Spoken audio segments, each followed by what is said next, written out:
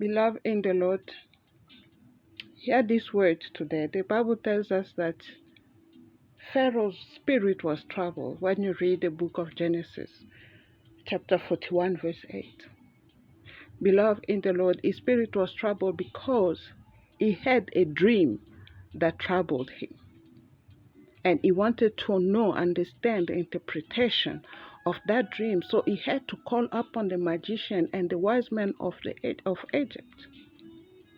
Beloved in the Lord, I don't know what situation caused you to be troubled, to have your spirit. You know, when your spirit is troubled, you're not at peace. When your spirit is troubled, you try to look for answers everywhere. You try to call, your friends.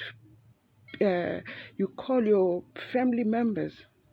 You even go and consult spiritualists because you need peace.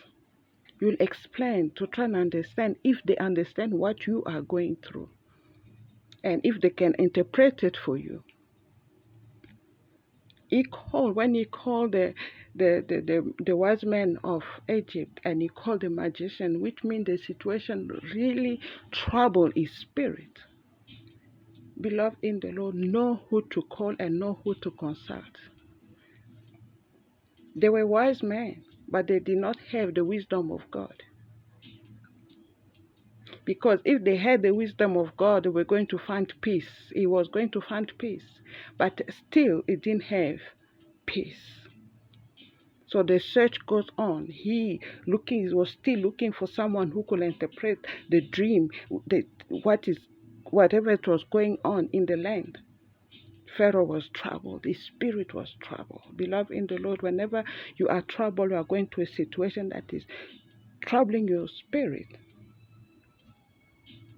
seek God in prayer.